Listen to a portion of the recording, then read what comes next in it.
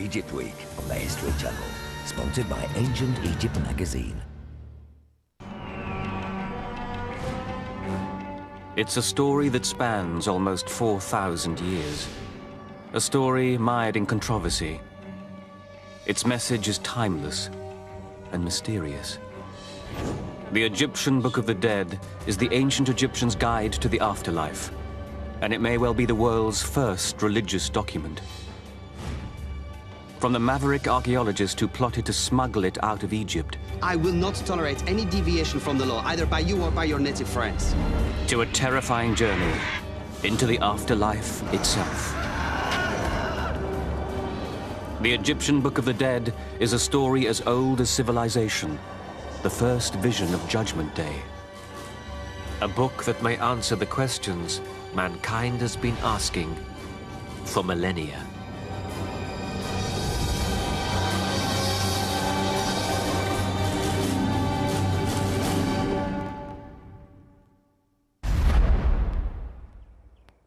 Mummies.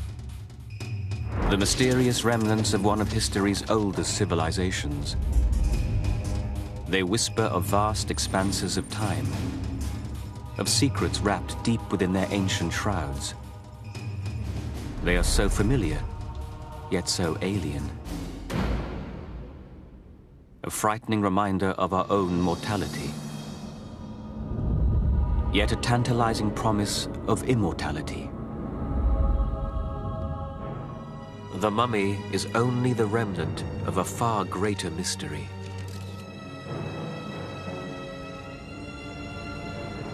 The ancient Egyptians believed in a vast and intricate afterlife. Each mummified corpse was expected to resurrect in another world, for which there was only one guide, the Egyptian Book of the Dead, the name given to scrolls entombed with the mummified dead in ancient Egypt. The Book of the Dead was a kind of guidebook for the deceased and a book of spells and to aid the deceased in his journey through the afterlife and the process of becoming immortal. It was certainly a book of magic. It's a collection of spells, the chief purpose of which is to enable life after death and immortality to the deceased. It is a book for the dead because it tells us about what the dead will face in the afterlife. This is why we call it the Book of the Dead. It is very important because this is a quest of immortality. It has been said that the ancient Egyptians cared more about their life after death than their life on Earth.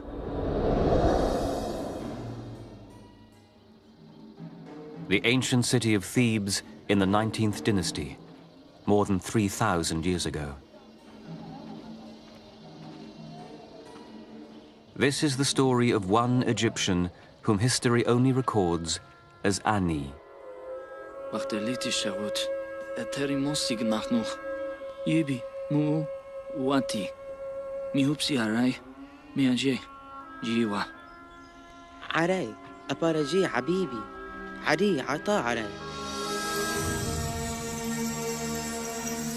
Ani lived during a high point of Egyptian culture, known as the New Kingdom.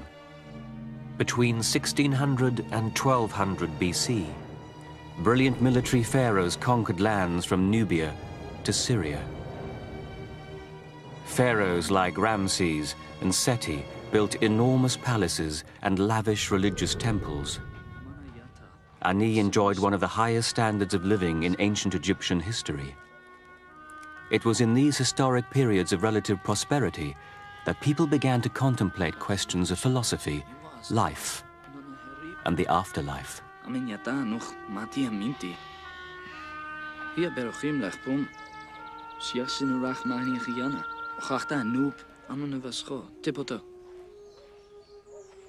The afterlife weighed heavily on Ani's mind. The idea of dying without proper preparation for the next world jeopardized one's chances for eternal paradise. يخفاخ ونحن حمو وعندنا ناح عنك وقت اللي تشغوت يواس نوها نانا هرير اتري موسيق نحنوخ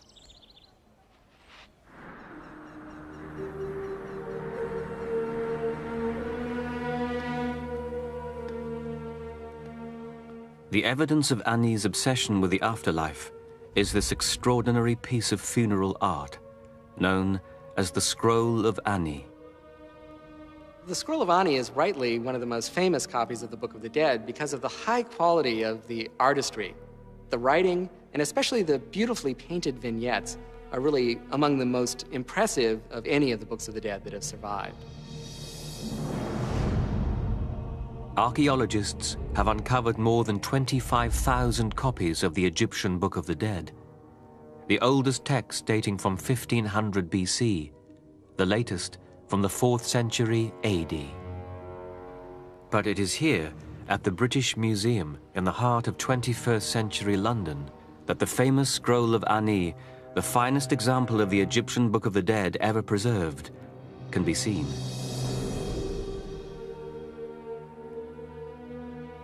Painted in approximately 1250 BC, it contains 65 prayers and magical spells, and over 150 colorful illustrations. This exquisite piece of work is one of the longest scrolls ever discovered. When unrolled, it measures an incredible 78 feet. But the way in which the museum acquired this masterpiece is steeped in controversy. The scroll was brought from Egypt in 1887 by a museum curator, Dr. Ernest Alfred Thompson Wallace Budge. He was a prolific author, writing over 100 books on Egyptology, most of which are still in print. He published some of the first translations of important Egyptian text. He collected thousands of artifacts, acknowledged as some of the finest examples of ancient art. Yet there are those who say Budge was a second-rate scholar, a poor archaeologist, and a cultural thief, acquiring antiquities by any means possible. He was out there, well, basically looting and pillaging and buying up what he could. People apply cultural judgments which are totally out of time. The fact that he took materials out of ancient cultures for its day was quite normal. You can't look at him from a modern point of view. You know, he's a cultural thief. This is not the way they looked at it in those days. But on the other hand, he did sail very close to the wind. I think he was a thief. Because you can be an honest man all your life, but if you steal something, you become a thief. Although Budge may be controversial today, in his lifetime, he was a respected translator and one of the finest curators at the British Museum. In the autumn of 1887, the museum sent him to Egypt on an artifact collecting expedition.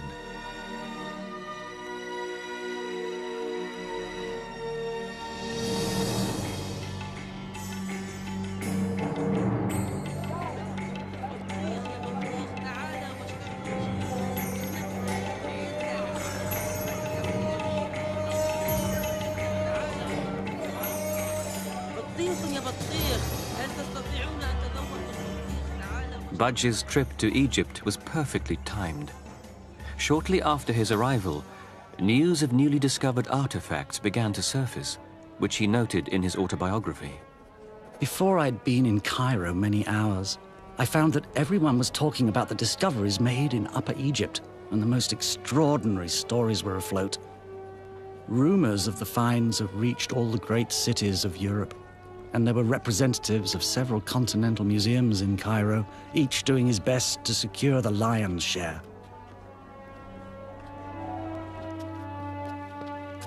Budge's first stop was the Egyptian Museum to meet a fellow Egyptologist. There he was shocked by the shabby state of the museum's collection. This scarab is supposed to give its owner immortality. In this place, it's lucky if the scarab itself lasts 6 months.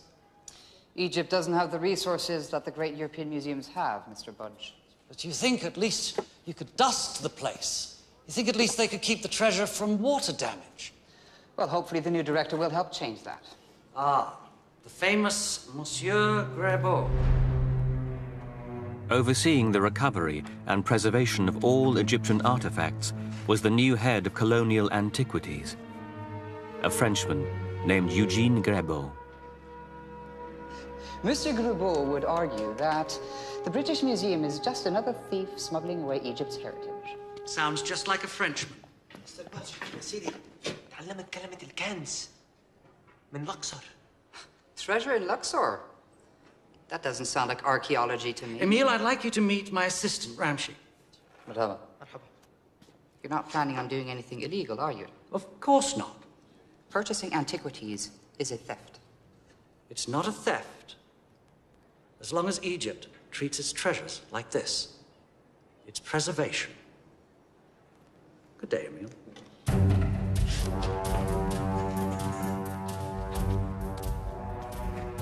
Budge was determined to see these new discoveries for himself and set about planning his trip. Luxor was 450 miles along the Nile from his base in Cairo.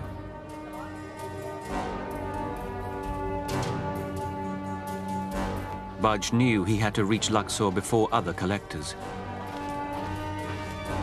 His competitive instinct served him well, for among the artifacts was a window to another world, one that modern man had never seen. The discovery of the scroll of Ani is one of Egyptology's greatest stories. An adventure involving conspiracy, intrigue, and a controversial hero, Ernest A. Wallace Budge. In 1887, Budge was in Egypt to acquire artifacts for the British Museum. I received information from a native in Egypt that some very important discoveries in Thebes had been made. He told me that a tomb had been found on the western bank of the Nile, which was the best he'd ever seen, and that there were in it several rolls of papyrus. He urged me to come without delay and to take possession of all these things before the authorities could seize them and cast their owners into prison. The late 19th century was a really dynamic time in the history of Egyptology. On the one hand, you had the emergence of modern archaeology, but at the same time, you had the old, long-standing tradition of looting, of even mining sites by antiquities dealers. Budge rarely excavated antiquities from tombs. He preferred to buy them from dealers. This thriving black market led to an extraordinary collection for the British Museum. But it also helped destroy some of Egypt's archaeological treasures. And the black market for selling antiquities was very bad. Egypt was raped. We call it the rape of the Nile. They raped the Nile. They took this heritage out of the country, and it's now everywhere.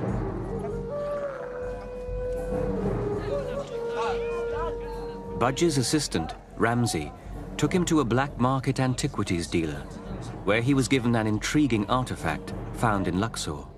He protecteth the weak against the strong, and he heareth the cry of him that is bound in fetters. In 1887, Budge was one of the few Westerners who could read hieroglyphics. It is real, yes? Yes, I'd say it's very real. It's a description of the sun god Ra. It's 18th dynasty. I'd venture to say that this is from a copy of the Book of the Dead. I call it the Bible of the Egyptians. It's the oldest religious text in the world. Surely not older than the Bible. Indeed it is. In fact, this piece seems to be from the so-called negative confessions. This was a list of sins one should not commit. The real source of the Ten Commandments. Mahmoud. Yes. Is this the only piece of papyrus? Oh, no. The man who found it, the man who found the scroll, he cut it into small pieces to sell it to collectors. I have no more. But this is from the new discovery. Yes. I have someone bring you to the man who found it. He is in Luxor. The problem with black market antiquities is that people wind up stealing things and taking them out of their context. Whether it was done in the 1800s or today, it is equally bad. By doing this, you completely destroy any understanding one has of the object. It's a pleasure, as always, Mahmoud. You still prefer British pounds, I take it? Of course, Mr. Budge. I'll have a guide waiting for you tomorrow morning. It is a 2-day ride. We'll be ready. Budge knew he had to hurry. He was well aware that the new director of antiquities at the Cairo Museum, Eugene Grebeau, was trying to get there first. Back in 1887, the rumored find of papyrus scrolls was important. But the true historic value of the Book of the Dead is only now being understood. Many believe it is the oldest example of religious writing in the world. You can see things are written in the Bible, in the Old Testament, and Quran. And therefore, religion today doesn't come suddenly. There is stages. The Book of the Dead is really the first stage of the human thinking about the afterlife. Book of the Dead has its earliest antecedents in the oldest religious texts we have from ancient Egypt, the pyramid texts. And these were inscribed on pyramids during the 5th dynasty, around 2300 BC. Later, royal and noble Egyptians are choosing to have those same pyramid inscriptions written inside their coffins. And that set of texts are known as the coffin texts. Then, by the time of the New Kingdom, which was a tremendous research in literary and artistic production, we find mortuary literature that begins to gather all the spells from the coffins and write them into a papyrus roll that can be buried with your mummy. In 1250 BC, during Ani's lifetime, the spells in the Book of the Dead were already over 1,000 years old. We know from the historical record that Ani was a temple scribe. Today, he might be considered an accountant. We find out that he is a royal scribe. He is in charge of tallying the accounts of all of the offerings made to the gods. Temples were both religious institutions, but also major economic ones. And he was in charge of offerings, but also of granaries of the temple. Ani's position as scribe tells us he was part of an educated group within the Egyptian elite. He would have been very concerned about his place in the afterlife. Eternity could only be guaranteed by owning a Book of the Dead. The Book of the Dead was probably created in an institution called the House of Life, which was a place connected with great temple complexes where religious learning was promoted. This is where new rituals were designed, myths were created or at least elaborated on, and funeral texts were generated. Ani would have met with the priest at one of the temples to inquire about the Book of the Dead. There were two ways of getting a Book of the Dead. One was you commissioned one especially, and therefore probably paid a premium price to have a very high quality one that was designed for you precisely from the very outset. We also know that quite a lot of Books of the Dead were made without indicating who they belonged to. The name of the owner, which is repeated throughout any Book of the Dead, is actually left blank, so that when somebody came along and said they wanted one, they would simply write in the name of the new owner of it, and then it would be ready to be placed in his or her tomb.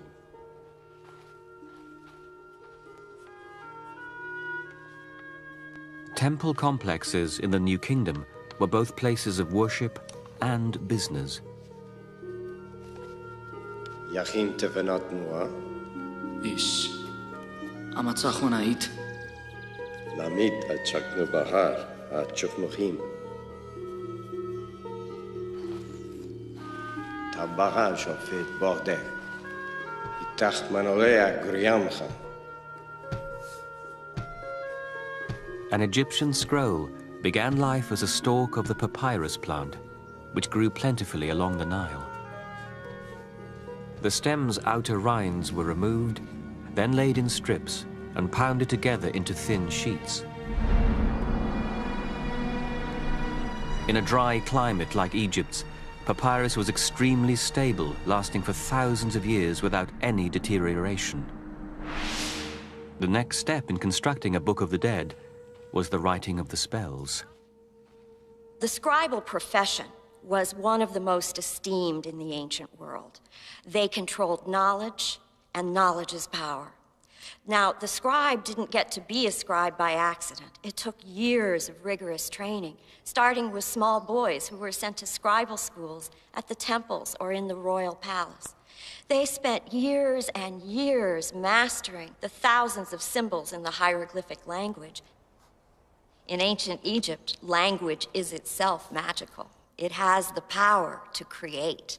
It is very much like the idea in the Gospel of John, that in the beginning is the Word, that there is this primal principle of language, which is certainly part of the Book of the Dead's whole point. It aims to create a blessed afterlife. The final point in creating the Book of the Dead would be painting the individual pictures, or vignettes. Ancient Egyptians believed that these images had a magical power, enough to determine a man's destiny. It's all part of this manufacturing process. You can see this sort of mass production mode of really confecting, assembling the Book of the Dead according to order. Purchasing a Book of the Dead would have affected Ani's entire family. It was quite expensive, perhaps half a year's wage for a person of, let's say, Ani's status. The ancient records reveal that Ani's wife was named Tutu. The couple would have had many discussions regarding the Book of the Dead.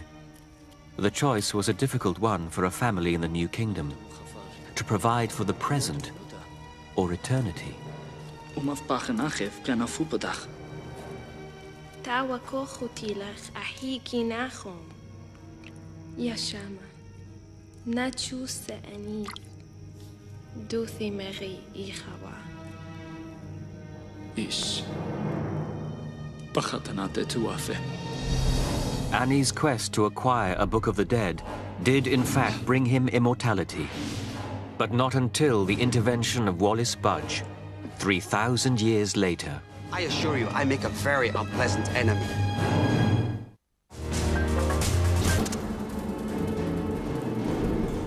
Ancient Egyptian civilization was a culture of death.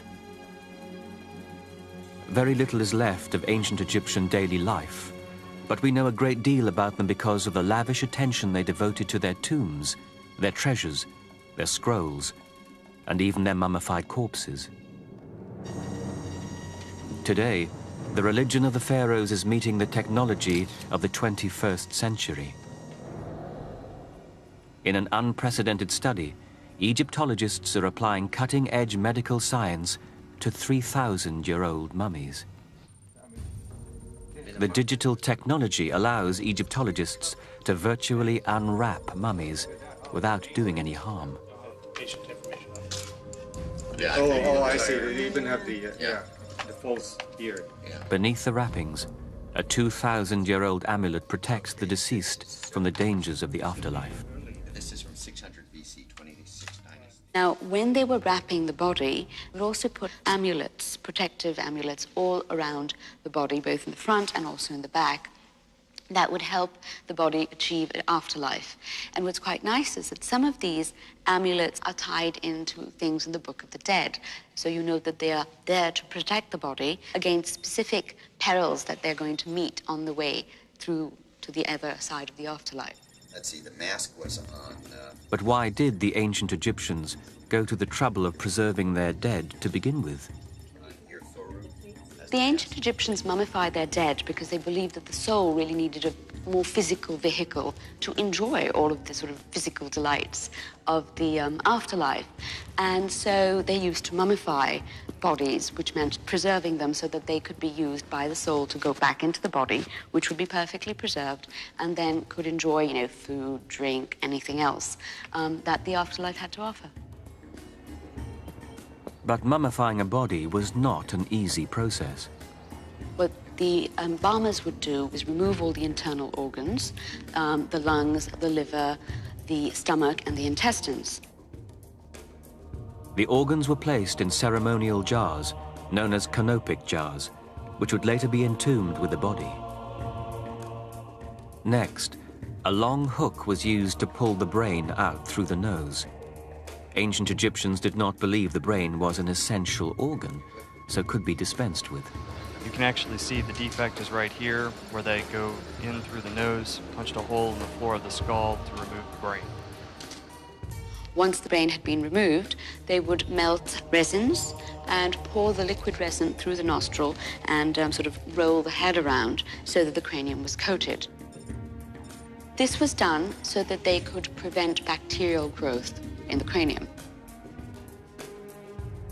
The heart was the only organ that would stay within the body. It was thought to be the center of intelligence and feeling, and those would be needed in the afterlife.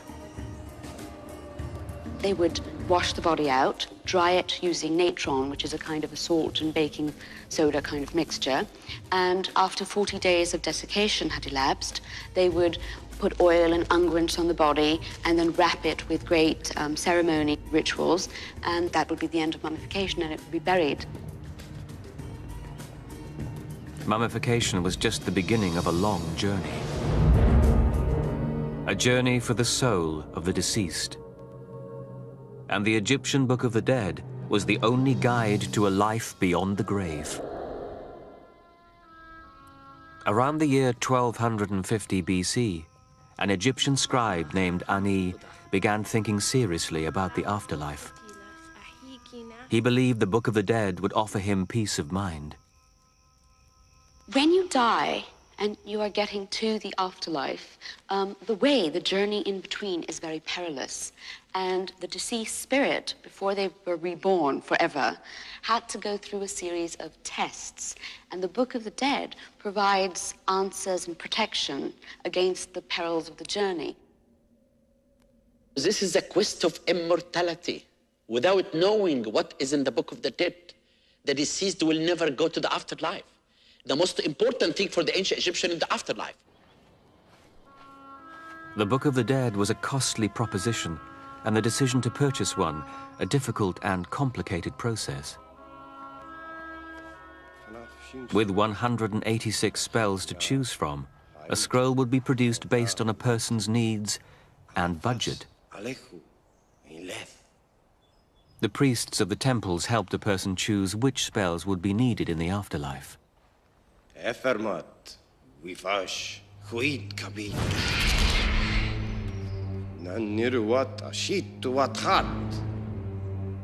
Efermat, Widerwad Amadhod Amit. Tumad Kuhed Yoso. Anyat Aminti. Fez Hamanan Walit Tanuj.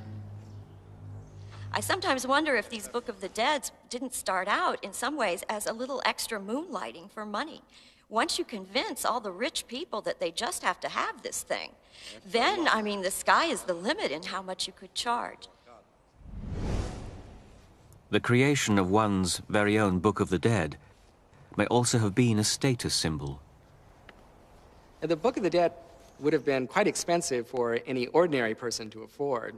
And in fact, we can see this play out archaeologically. We find that the Book of the Dead is only possessed by members of the elite. This was very different from the earliest days of Egyptian culture. Originally, mummification and an afterlife among the gods was reserved for the pharaoh only. Yet by Ani's time, the middle classes, and even the poor, hoped for a life after death and were willing to pay for it. It shows democratization of the afterlife, because originally those texts were only for the king. Then, when we get to the Middle Kingdom, they become accessible to sort of the high nobility. And then when we get to the New Kingdom, all of a sudden, a much larger group gets access to these texts. But in the New Kingdom, the Book of the Dead was written for everyone. It was found in the private tombs. It was found in the nobles' tombs. It was found in the tombs of the artisans. The spread of belief in the afterlife affected more than just the newly emerging middle class. Some scholars say the Book of the Dead influenced Jewish and Christian scripture. Ancient Christianity owes a great deal to ancient Egypt for its concept of heaven. This makes sense because most of the early Christian fathers were native Egyptians. And so when documents were being written concerning the nature and substance of the afterlife, since these things were not originally written in the Bible, the ancient Egyptians sort of filled in the blanks. The idea of spending one's afterlife with your loved ones in a pleasant place where you could do what you like is the same in both Christianity and in ancient Egyptian religion. There's even a case to be made that the Egyptian Book of the Dead influenced New Testament and Christian religious imagery. It's very clear when we study the history of the New Testament that, in fact, their main competition for the religion of Jesus was the religion of Isis and Osiris and their child, Horus. Many of the early figurations of the Virgin Mary sitting with baby Jesus on her lap are actually based on Isis statues, where Isis is holding Pharaoh, now her symbolic son. One of the first people to notice the connection between the Book of the Dead and the Bible was Wallis Budge. The fact remains the Egyptians did believe in one god. Osiris, who had lived upon the earth, had suffered a cruel death and had risen from the dead. There is no doubt that certain views and religious ideas of Christian sects may be traced directly to the Egyptians. It's interesting to see how people's ethical beliefs and religious beliefs, no matter where they are from or what century they were sort of written in, all have a great deal in common.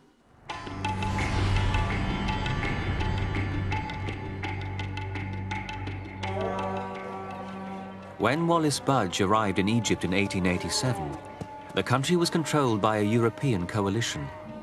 Following a nationalist rebellion in 1882, Great Britain and France shared control of the country and the vital Suez Canal. Their coalition would control the politics and economy of Egypt for decades. But it was an uncomfortable union, and men like Budge didn't make the alliance any easier.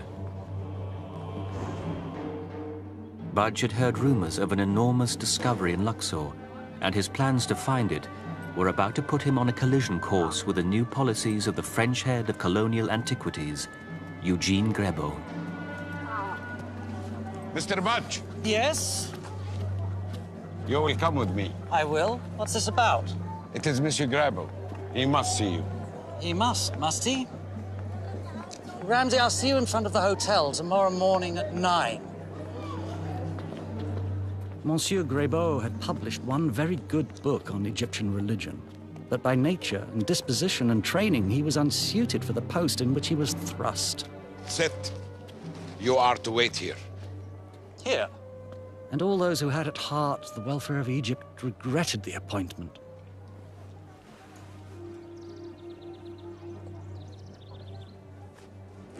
Pardon the subterfuge, Mr. Budge. I thought it might be unseemly for the director of the Egyptian Museum to be seen in public with a man of your reputation. Monsieur Grebo, I presume. My reputation and that of my museum are among my most cherished honors. Will you join me for tea? I'm afraid you will have to return to the British Museum empty-handed, Mr. Budge. As the keeper of Egypt's antiquities, I must inform you it is my intention to prevent any looting of the nation's treasures. Monsieur Grebo, the goal of the British Museum is the preservation of the world's heritage. My predecessor tells me that on your last trip, you left Egypt with over 1,400 illegal antiquities. Your predecessor sent nearly the same amount back to the Louvre. It is illegal to remove antiquities from the country, Mr. Budge. I intend to enforce the law strictly. Anyone suspected of illegal antiquity trading will face painful scrutiny, perhaps even torture. Threatening the men and women who live here is not the way to gain their trust. I do not need their trust. I need their obedience. All antiquities belong to the state and to the state's museums. But these people have made their living from antiquities for generations. Rather than fight them, you should make an alliance with them. They will lead you to even greater finds. The law is quite clear. All antiquities, whether discovered or not, fall under my jurisdiction. I will not tolerate any deviation from the law, either by you or by your native friends. Well, I'm sorry we don't see eye to eye. Do not oppose me, Mr. Budge. I assure you, I make a very unpleasant enemy. I don't see you as an enemy. Just unpleasant. Good day to you. Budge knew the French authorities would arrest him if they discovered him buying antiquities.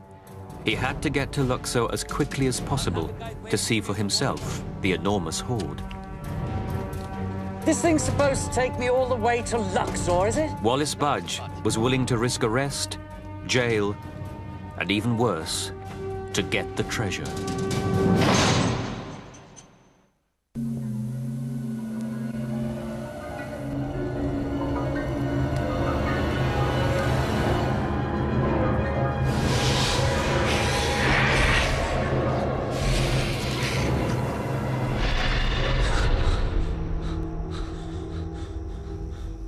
أني أبنت يا وديع يا تكنيفة يا تبي همه. If an ancient Egyptian wanted to guarantee himself eternal life, there was only one answer: the Book of the Dead.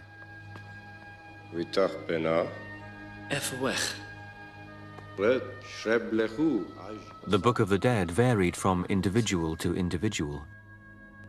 We have up to 189 chapters that could be in the Book of the Dead. In fact, that's almost never the case, that we have all 189. So we find that the scribes, based on their own theology or the preferences of their customers, had a lot of leeway in how they would put the Book of the Dead together. Now, a spell is a magical utterance or incantation, and the purpose of these was to help the deceased achieve eternal life, or immortality, life after death. The spells included in the Book of the Dead contained protections from demons that might attack the deceased. There's even a spell to protect the deceased from dying a second time.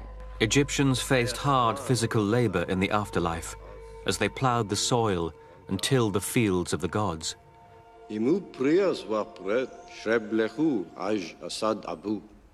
Anut. Ah, Nanuin Shabti. Mashiet Lav, Ufat Lav.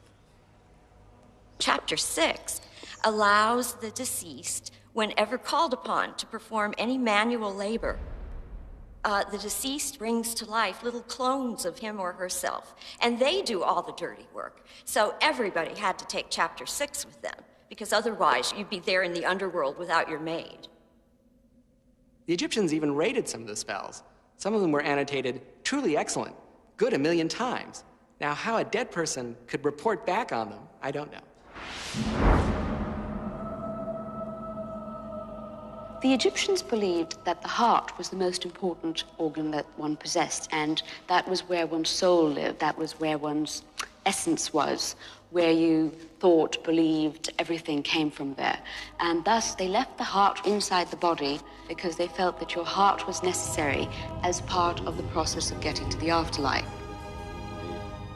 Such an important organ needed extra protection. That protection came in the form of the heart scarab. The heart scarab is a representation of a scarab beetle. The reason why it's a beetle is that the rising sun in Egypt was symbolized by a beetle, a winged beetle, rising up above the horizon. So this scarab beetle was associated with the idea of the rising sun. The rising sun was a symbol for the rebirth of dead Egyptians. The scarab would be inscribed on the back with one of the spells that you see in the Book of the Dead, which basically explains why I did not lie, I did not steal, I did not cheat, and my heart is good, it is justified. The heart scarab's a bit like a crib sheet for the deceased. They were very concerned that their heart might reveal certain things that they had done while they were living that could be injurious to their chances in the afterlife.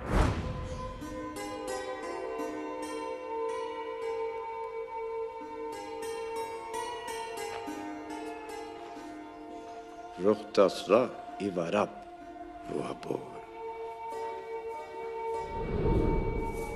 Just as important as the text in the Book of the Dead were the lavish illustrations. The illustrations in the Book of the Dead give a little extra oomph to existing spells. For example, the spell against the demon beetle that might eat you up had a big depiction of the demon beetle on it being fended off by someone. So this would magically help enact the spell and help the deceased fend off this nasty critter that was about to eat him. Ani's scroll may have taken months, perhaps more than a year, to put together. To an ancient Egyptian, it was well worth the time and effort, for it was meant to last for eternity. One can only imagine the relief and joy Ani must have felt when his scroll was finally complete.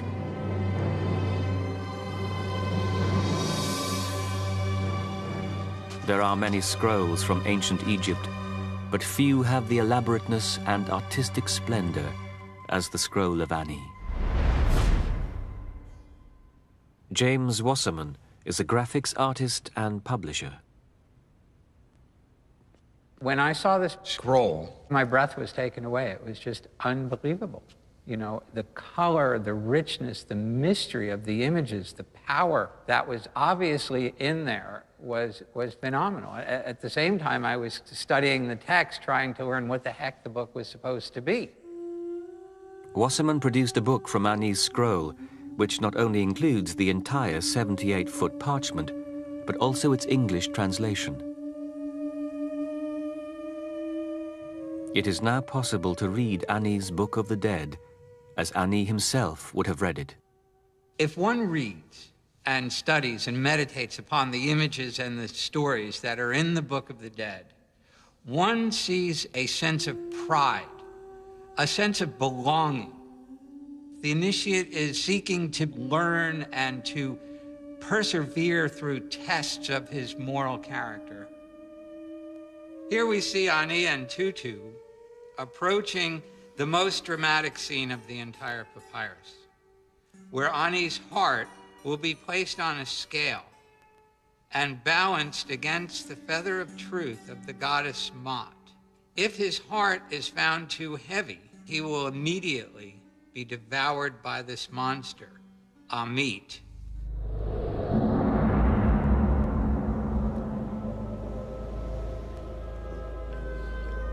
For the ancient Egyptians, death was the first step towards salvation.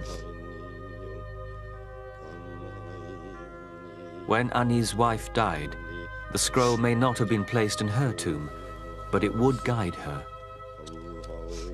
A single scroll meant to unite a couple in the field of reeds.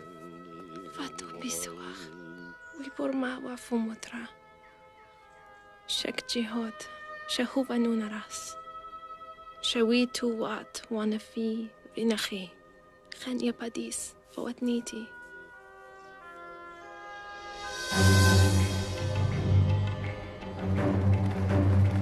Three 3,000 years after Ani lived, Ernest Wallace Budge was on a mission. He'd been told of a rumored treasure recently discovered in Luxor, the modern name for the ancient city of Thebes. And he intended to be the first one to the ancient trove. Thank you, gentlemen. There will be bigger bakshish on my return. But his quest was about to be interrupted. Stop. Mr. Budge? You again? What is it this time? You are under arrest. Here. Under the orders of Eugene Grebeau, the new and zealous guardian of Egyptian antiquities, who was also on his way to Luxor. قوام البوت بتاعت ميشيو جرابو عم تغرق ملقوط بالنهر. ماذا؟ غضبان ينادي لك من الشط. Stay here till I return back. Budge's assistant, Ramsey, had learned that Grebeau was leaving for Luxor that very morning, and had told the captain of Grebeau's barge that if he ran it ashore, Budge would give him 50 British pounds. And so I will. A fine piece of work, Ramsey, my boy. Budge already had a reputation for deception. His questionable methods of acquisition are still being debated today. One problem with Budge is that he wasn't an archaeologist. He cut corners and bended rules at a time when you could pretty much buy anything you wanted. And so he was also thought of as being perhaps a little less than ethical in terms of his collecting methods. I get the impression that Budge, with some of his wheeling and dealing, was much more on the Indiana Jones side than on the side of the little old scholar, you know, who just wants to sit in the back room of the British Museum. But others suggest that Budge's approach to collecting was common at the time. When one considers the number of antiquities that were lost, destroyed, stolen, one can only thank somebody who was a bit of a scoundrel like Budge for having the wherewithal to go in and kind of bribe officials and engage in these bizarre little subterfuges because he preserved these things. Then he used his influence, and he used his scholarship at that time. He used his presence and his friendship to the foreign Egyptologists in Egypt to steal many antiquities and take it out of the country and put it at the British Museum. That was not fair. At last, Budge set off for Luxor, still one step ahead of his nemesis. The treasure he sought was said to include rare pieces of an Egyptian Book of the Dead. When I arrived in Luxor, I found that the dealers had indeed collected many valuable things from the tombs at Western Thebes. No. This is antiquity. Antique? Okay. The natives treated the government's claim to all antiquities in Egypt with contempt. Antiquities were plentiful. Come. £10 dak. Dak at £5. But money was not. Shukran. Oh, shukran. Afan.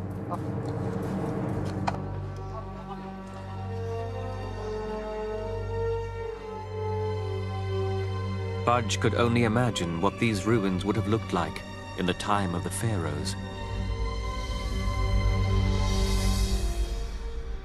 Some 3,000 years earlier, when Luxor was known as Thebes, a scribe named Ani commissioned his own Book of the Dead at a cost of half a year's salary. Its value to him in the afterlife would soon be tested.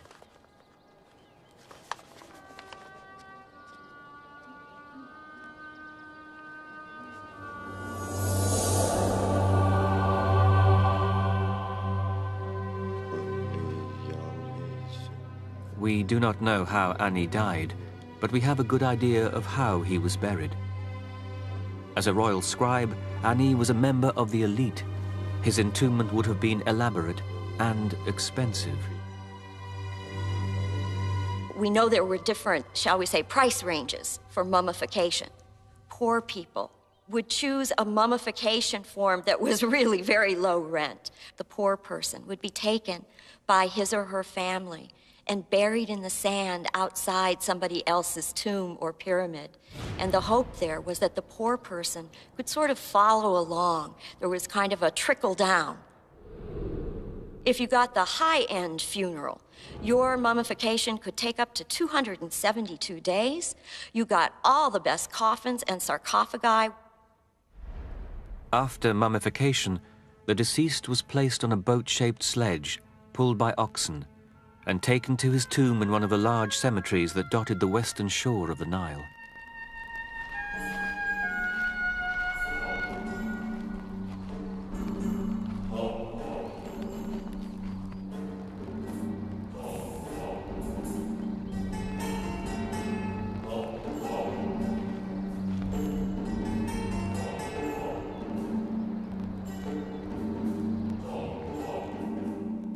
Illustrations of Egyptian funerals show not only grieving relatives, but also musicians, dancers, priests, and professional mourners.